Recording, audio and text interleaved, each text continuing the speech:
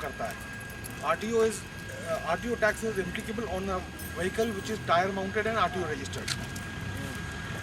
अब ये चीज़ जो है ये एक इक्विपमेंट है।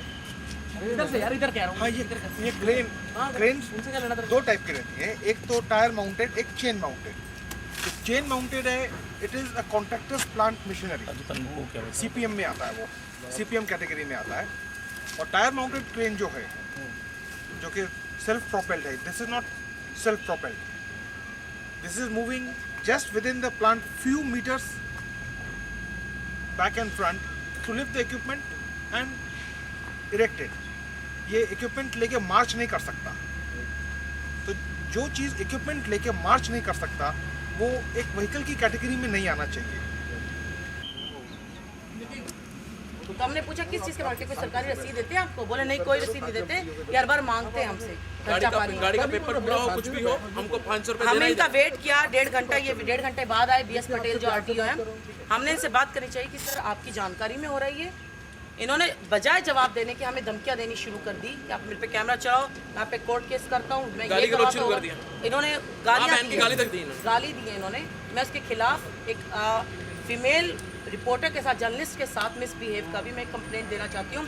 मैं चाहती हूँ इसी वक्त एक्शन हो, इसीलिए मैंने MLA साहब को फ़ोन किया है। इनफैक्ट मैं मिनिस्टर साहब का भी नंबर, कहाँ वो अभी दिया आपने मुझे, दो आप मुझे। हाउस है पॉइंट टू लो यहाँ जो आठ लोगों की छोकरी थी उनको बोलो। हाँ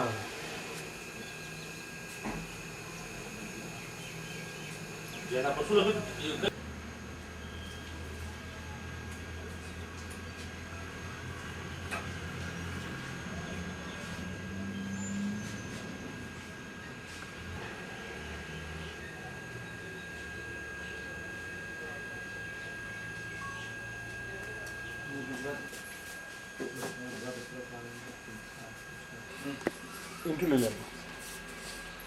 तो रमेश परमार के इन्होंने प्रेस वाला है ना 5 लाख रुपया माटो एक महीना के बाद आज आपको તમે એમને એમ કહ્યું કે શૂટિંગ કરી જાની 5000 ની ઘટ થઈ અમારે 4350 है ना ના 8000 3800 का અહીં ભાઈ પેલા આવી ગયા ને કસ્ટમર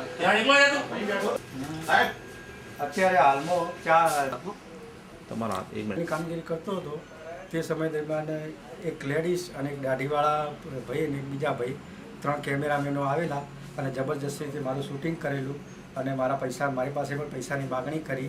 તેમ મેં કીધું સરકારી પૈસા છે આપી શકાય નહીં, તેમ છતાં એ લોકોએ માગણી કરી અને મારું રેકર્ડ અને પૈસા બધું વેરણછેડ કરી અને મને ધક્કો મારેલો અને ધમકી પણ આપેલી।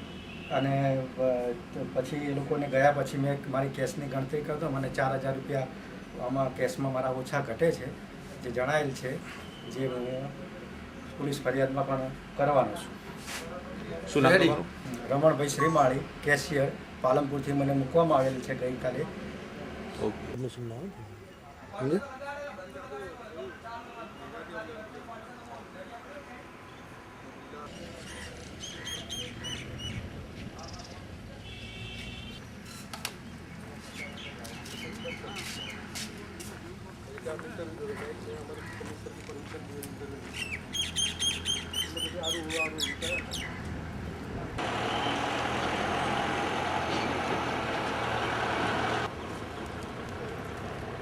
फोन भूली गए, फोन भूली गए।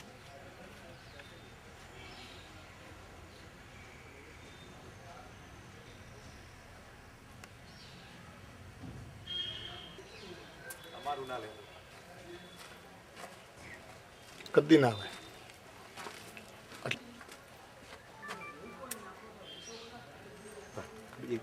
એક ઉપર બે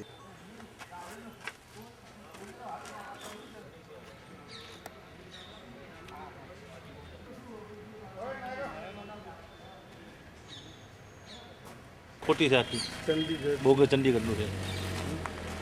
ચંડીગઢ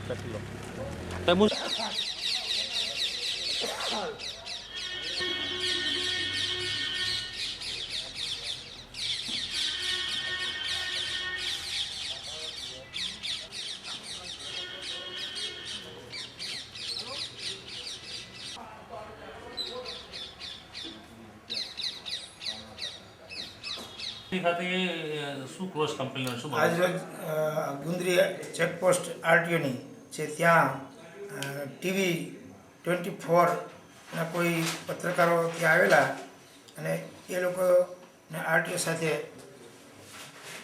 જે કંઈ બોલાચાલી થયેલી જે અંગે ઉમાંગ સુરાંગ એને ફરિયાદ આપેલી આરટીઓ વિરુદ્ધ. એમાં 504, 506 મુજબ દાખલ કરે છે અને આરટીઓ સાહેબે દેસાઈ સાહેબે ફરિયાદ આપેલી જેમાં આ વિજય સુરાંગ એના વિરુદ્ધમાં 395 દાખલ કરેલ છે. ગુનો કરનાર આરોપીઓ વિશે સાહેબ આપણે વાત કરીએ, તાત્કાલિક કોઈ કાર્યવાહી ધરપકડ કે એનો કોઈ વાહન હજી તો એફઆઈઆર દાખલ જ કરી. હવે ધરપકડની તપાસ થશે પછી આગળની કાર્યવાહી કરવામાં આવશે.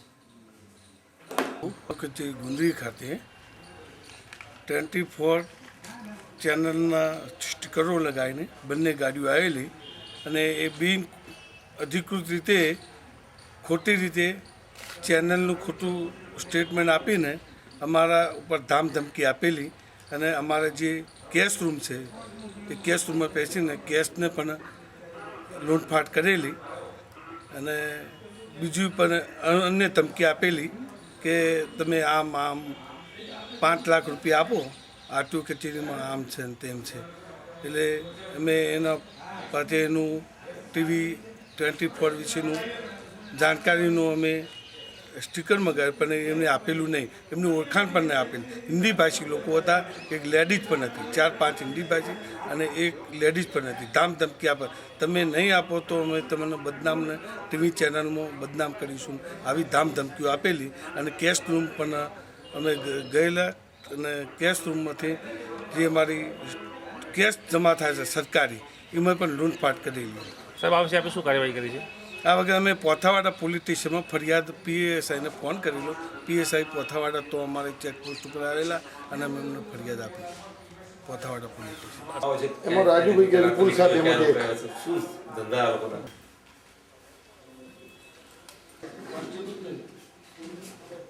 ચાવા નથી.